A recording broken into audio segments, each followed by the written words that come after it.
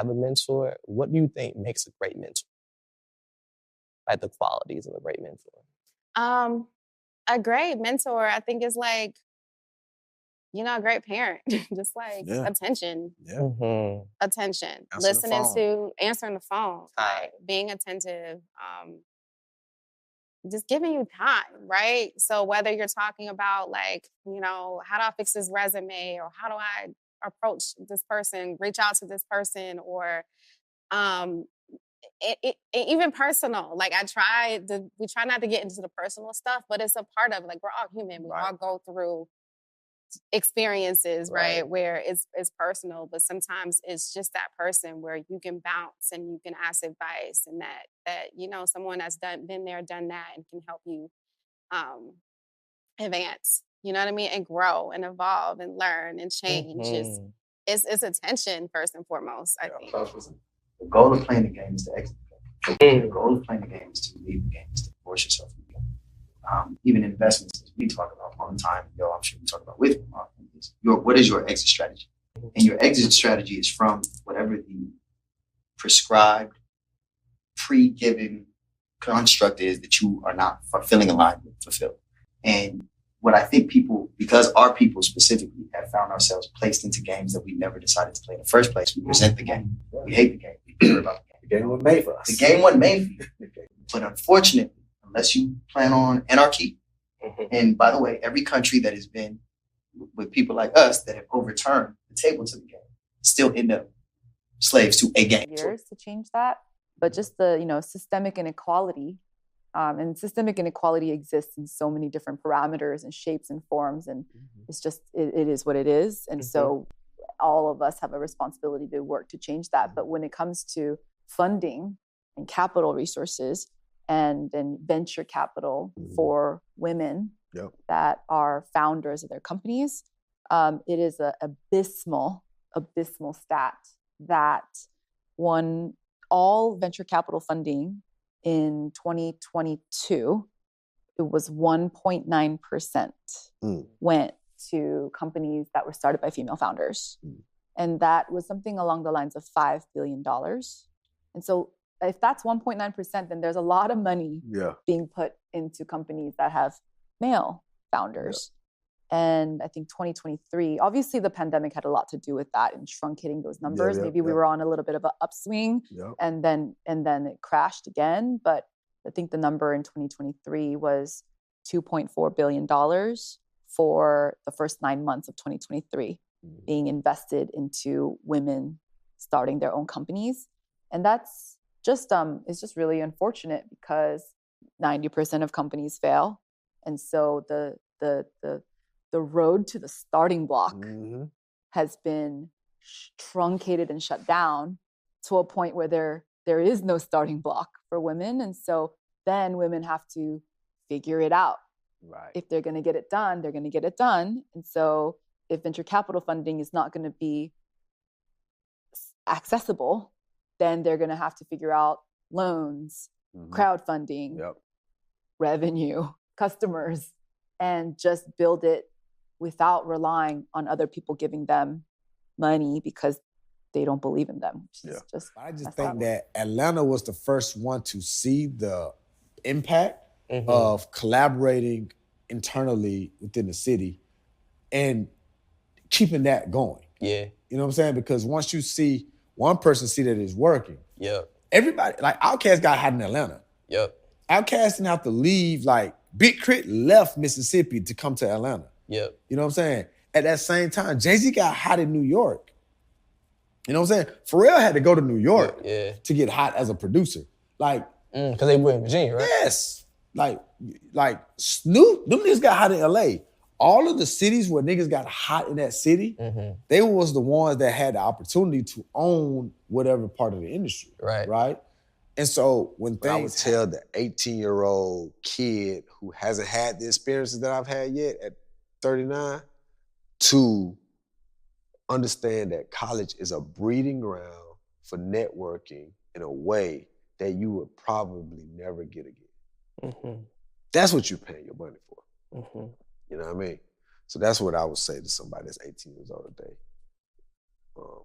working towards whoever they Like if you take that for granted, then that privilege is not really a privilege, or it's gonna backfire on you.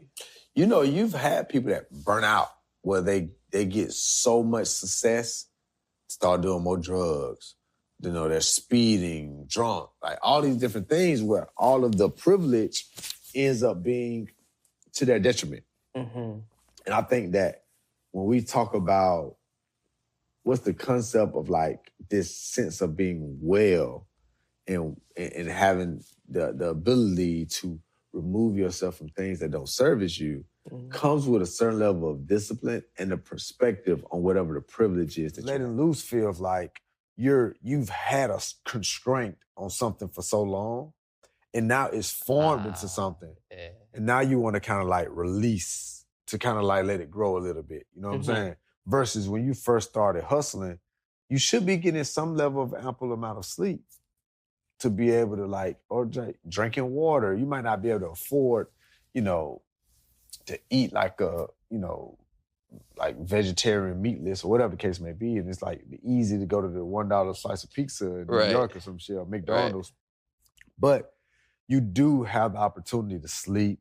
Yeah. You have the opportunity to like go for walks and runs and things of that nature to keep having balance through like the grind. You know what I'm saying? Right. But letting loose feels like a person that has earned that. It's an achievement. Yeah, that's what it feels. When you are looking to build a business and you're bootstrapping, there's always pivoting that's happening in those different aspects. So a lot of times you have to pivot like in your life with people that you have in your life. Or you might have a friend that you lean on for certain things, and they've been so guaranteed that you just automatically just think that they're gonna be there. And they might be having a day where they ain't that present. But you still need that kind of, you know, shit, that kind of support. So you might have to pivot to your mom, you might have to pivot to your brother. So I think like pivoting is like, should be synonymous with being resourceful. Why is that though? Why do you think people have a hard time pivoting? Training, you know. That's a real thing. That's all God. Like even when we start talking about like fuck the money and like this concept of, you know, I never, ever, ever, you're never gonna hear me say anything about self-made. I don't believe that shit. Not because I believe in God, I believe in alignment, I believe in a community. There's so many steps that happened before I even realized it was happening, that afforded me the opportunity to be able to think of the concept of doing something around for.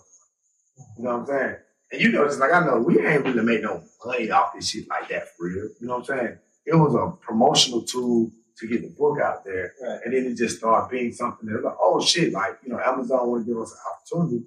Right. But for the most part, all of this is just like these concepts and this favor that I believe comes because you're just a good human.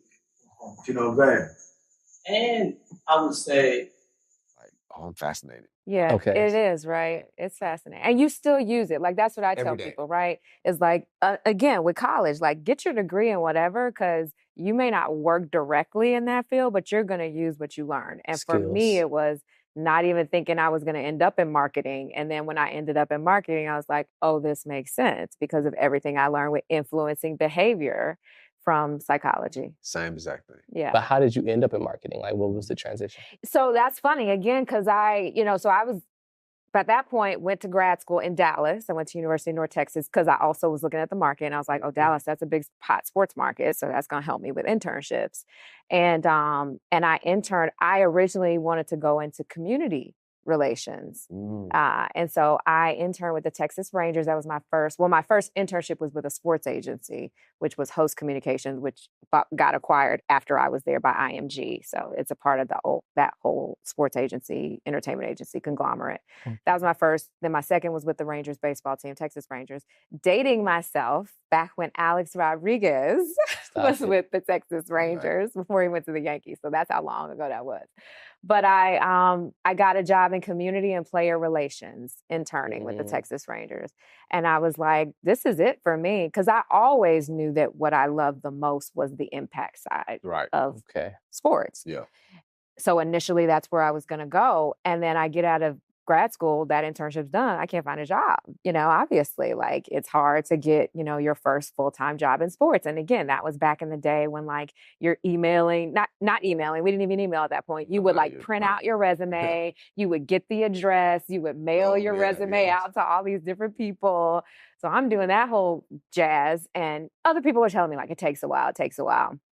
For me, it was 6 months after I got my master's before I got an offer at that point from the Atlanta Hawks and the Atlanta Falcons. And it wasn't that I was stuck on coming back here to Atlanta, but it just worked out that way. I went to an NBA job fair and I was like talking to Minnesota Timberwolves. So it was like all these interviews. But where I landed was with the Falcons, and the opportunity with the Falcons was in what we called at the time experiential marketing, which is a part of grassroots marketing, which is a part of like, you know, event marketing. So it's all in that same area. Again, wanted community relations, but the grassroots marketing job was what they had. So it wasn't planned to get into marketing, but that was where the crossover was for me to get in. And once I got in, I loved it. I loved, you know, what I learned about how the psych is related to the grassroots and just to marketing in general. And then what I tell, you know, students and folks I'm talking to all the time is like, once you get in, you learn by doing. And I learned marketing by doing, and I applied what I knew, like the principles of psychology, but also the benefit of working for a sports team. Any sports team is like a small business in terms of people in the front office that are working there full time. So the benefit of that was I got to like raise a person at home, but then when they get to work, they sharp. Gremlin. Yeah, like I don't think you can you elaborate on that? Yeah, like I don't think people are. You can't sprinkle water on somebody and turn them into a gremlin. If that's who you are, that's who you are. So when people say, I'm a whole different person at work. No, you're not. You know, if you're an asshole at work, probably an asshole at your house too. Like it's just what it is. And so I think a lot of you take who you are to work, right? So you have people in some situations that don't work well with their coworkers. Why? Because they have insecurities that have nothing to do with their coworkers about their worth and their ability, and it manifests itself in their inability to work on a team.